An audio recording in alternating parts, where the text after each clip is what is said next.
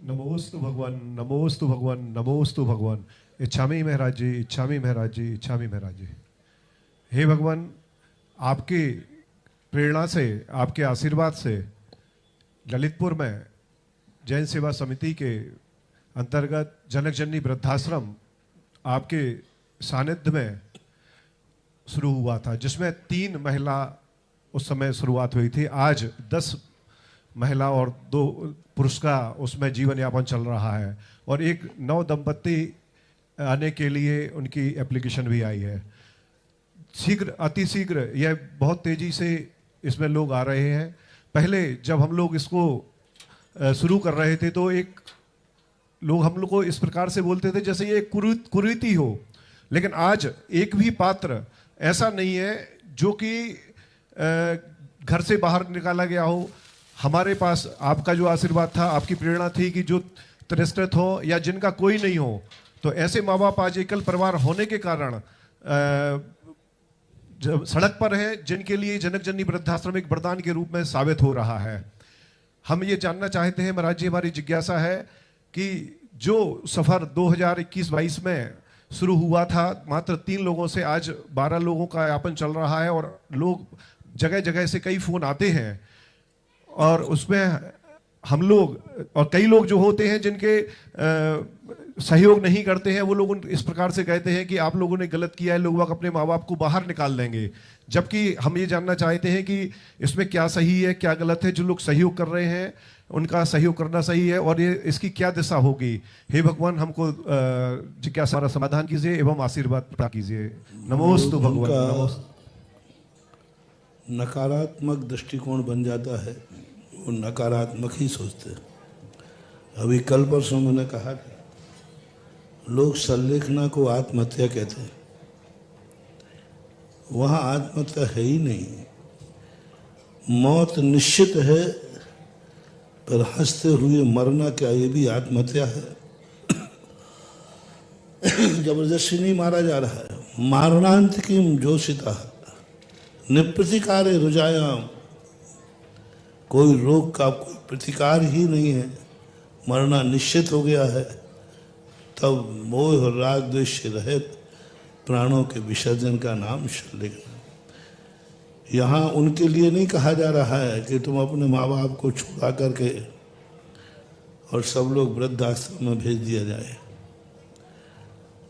नहीं, उनके लिए कि वानप्रस्थ 2 प्रकार के आश्रम बनना चाहिए। एक वानप्रस्थ बनना चाहिए।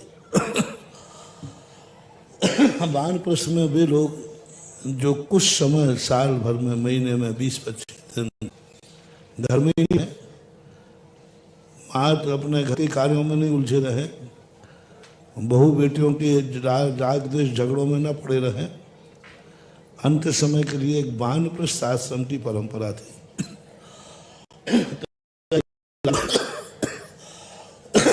राजा लोग भी अपनी बेटे को दे करके स्वयं संन्यास नहीं लेते थे, वानप्रस्थ में रहते थे। वानप्रस्थ में घर का त्याग नहीं होता, घर में आना जाना बना रहता है, और साधना के लिए आते हैं। ऐसे ही भगवती आराधना में लिखा है कि आचार्य परमेष्ठी जब सोचते हैं कि हमारा शिष्य योग्य है और वो हमसे अच्छा संचालन कर सकता है, तो वो अपना आचार्य पद छोड़कर मुनि बन जाते हैं, और अपने शिष्य को आचार्य बना करके वो अपनी साधना में चले जाते हैं। ऐसा ही गृहस्थ जीवन में होना चाहिए। लेकिन वानप्रस्थ में घर का त्याग नहीं, मां शांति से रहना है। महीना में, 1 महीने में 20 दिन वहाँ रहो, 10 दिन घर आ जाओ, तो उससे वह व्यक्ति थोड़ा राग द्वेष से ऊपर उठ जाता है। इसमें कोई दोष नहीं। मैंने वानप्रस्थ खोल के रखा है नारेली के अंदर, ज्ञानोदय तीर्थ के अंदर। ज्ञानानंद परिगरिया ने बहुत अच्छा बनाया। उन पढ़े लिखे लोगों को जो रिटायर हो जाते हैं, जिनका आप घर में मन नहीं लगता है, तो जो अच्छे पदों से रिटायर्ड होते हैं, अच्छे घरों के लोग हैं, और उनके लिए बहू बेटा स्वयं अपने आप में अवभाग्य मान करके उनके लिए कहते कोई बात नहीं बाबू, आप लोग वहाँ जाके रहो, साधना करो, आते जाते रहना, वो भी जाते आते रहे। ये तो एक सामंजस्य है। लेकिन जनक जननी जो है ये उनका है जिनका कोई है ही नहीं। जो नहीं निकाल रहे हैं उनको जबरदस्ती नहीं ला रहे हैं, जिनको निकाल करके सड़क पे फेंक दिया है, छोड़ दिया है, उनके साथ क्या जिम्मेवारी करें। वो रखने नहीं चाह रहा और रखना चाहे तो मरण को प्राप्त हो गया, अब कोई बचा ही नहीं उनके। बेटा है नहीं, पति मर गया है, अब अकेली स्त्री क्या करे, भीख मांगे क्या। माँ मर गई है, पत्नी मर गई है, बेटे है नहीं, बाप क्या करे, कोई सेवा करने वाले नहीं है। ऐसे लोगों के लिए जनक जननी में रखना महान पुण्य है। हजारों गायों की सेवा की अपेक्षा एक मानवीय माँ बाप की यदि सेवा करते हैं, ऐसे लोगों की जिनका कोई नहीं है, परिवार की तरफ से पूर्णतः निष्कासित है, ऐसे लोगों की सेवा करने से हमारी परंपरा नहीं बिगड़ती, बल्कि ये बहुत बड़ी अहिंसा है, दया है, साधर्मी वात्सल्य है। ये होना ही चाहिए। और इनमें विचार करके कोई नहीं रखता ऐसे वृद्धाश्रम में। इज्जत वाले लोग क्यों रखेंगे, उनकी इज्जत खत्म हो जाएगी। लेकिन जिनकी इज्जत है ही नहीं, मैं तो कहता हूं कि हर जिले में एक जैनियों के तीर्थ क्षेत्र पर जनक जननी आश्रम होना चाहिए।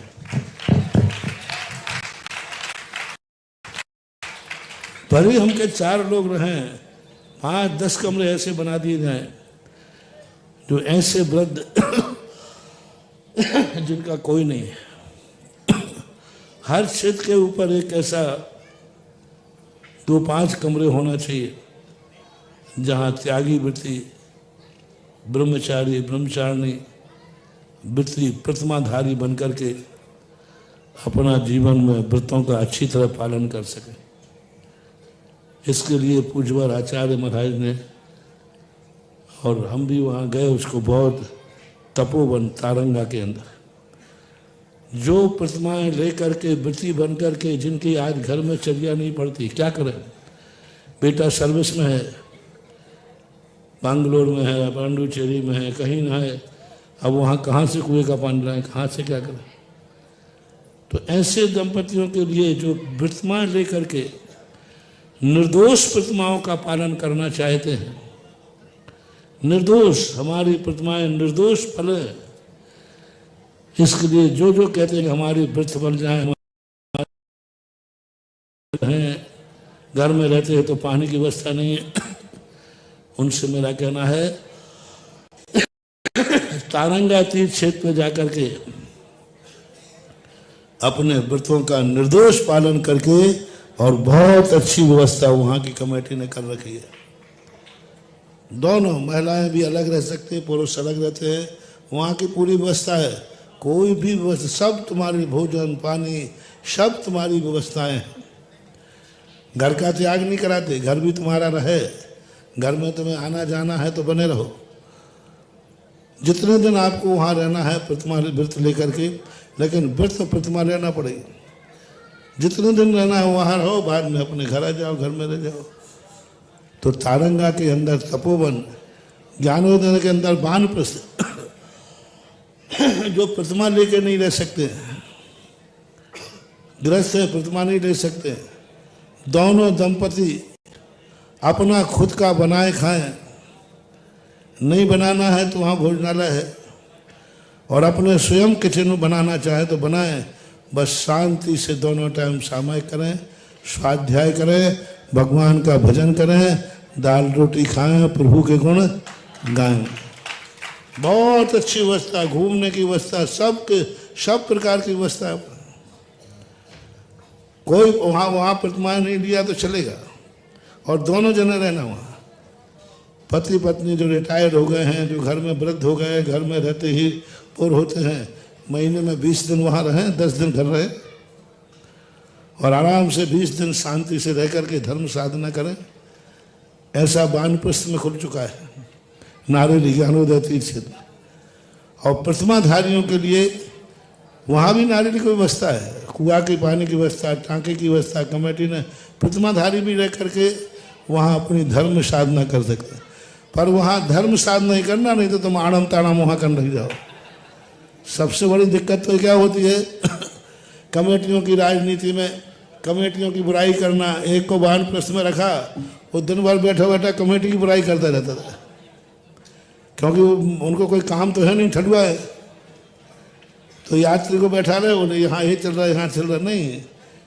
तुम्हें तो अपनी साधना करना है। अब उस अवस्था में और भी फिर भी प्रतिमा मानना है तारंगा के लिए। ये 3 स्थान आपको खुल चुके हैं। वानप्रस्थ में अपने कुछ दिन रहकर साधना करना है, शांति में रहना है।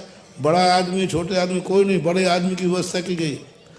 बिल्कुल फ्लैट है, कमरा अलग है, किचन अलग है, स्वाध्याय कक्ष अलग, बिल्कुल एकदम सब व्यवस्था है। वहाँ जाके देख के आओ।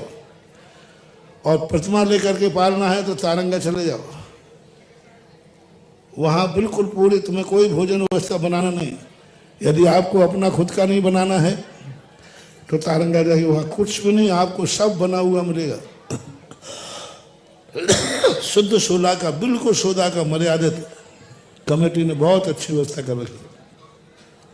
और ऐसे माता पिता जिनका ना परिवार है, ना कुछ भी नहीं है, असहाय हैं, ऐसे लोग भीख ना मांगे, मजदूरी ना करें, दुनिया में अपने जीवन को, जन्नत को लज्जित ना करें। वो ललितपुर की जनक जननी आश्रम में जाके संपर्क करें। एक ऐसा सहारा है ये जनक जननी वृद्धों के लिए। ये कोई किंचित मात्र भी पाप नहीं है जो इसमें दान दे रहे हैं।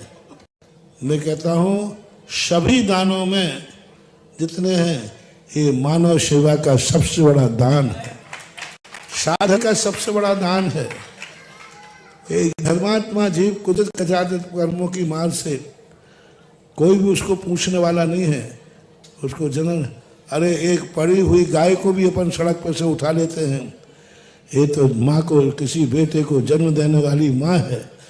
मैं तो कहता हूँ कि जनक जननी कमेटी तुम्हारे दरवाजे नहीं आए, तुम्हें पता चले कि फलाने स्थान पर दंपति बहुत असहाय है, असमर्थ हैं, तुम खुद गाड़ी लेकर के जाओ और उनके पैर छू करके लाओ। ये मेरा आशीर्वाद है। पूज्य गुरुदेव के आशीर्वाद से अनेकों स्थानों पर इस प्रकार की व्यवस्था चल रही है। और निश्चित रूप से जिनका कोई नहीं होता, कहते ना हम हारे के सहारे, सुधा सागर जी हमारे। निश्चित रूप से पूज्य गुरुदेव के आशीर्वाद से बहुत अनेक ऐसे कार्य चल रहे हैं जिसको देख करके वहां के जो लोग पूज्य गुरुदेव का आशीर्वाद प्राप्त कर रहे हैं, वो लोग कहते हैं कि गुरुदेव एक आपका होना क्या से क्या कर देता है। गुरुदेव एक आपका होना क्या से क्या कर देता है, इन बेजुबान छत दीवारों को घर कर देता है। ऐसे पूज्य गुरुदेव के अनन्य आशीर्वाद हमको प्राप्त हो रहा है। इस जनक जननी आश्रम के समस्त पदाधिकारियों का सम्मान। सबसे बड़ी शर्त है, मैंने कहा ना, शांति से धर्म ध्यान करना चाहते हो तो जो जहां रहना चाहे, इतने सारे क्षेत्र हैं हमारे और सब क्षेत्रों के लिए, लेकिन बस उसको रहना पड़ेगा शांत। यहाँ घूमने जा रहा है, वहाँ घूमने जा रहा है, यहाँ कर रहा है, ये वहाँ कोई पर्यटक क्षेत्र नहीं है, मौज मस्ती के लिए नहीं है, धर्म साधना के लिए, चाहे ब्रह्मचारी ब्रह्मचारिणी हो, लेकिन रहे वो धर्म साधना में। आड़म ताड़म नहीं करे, यहाँ वहाँ लड़ाई करे, झगड़ा करे, राग द्वेष करे। हम यहाँ घूमने जा रहे, पैसा करे, फिर चिट्ठा करे, फिर ये करते तो दिखाते।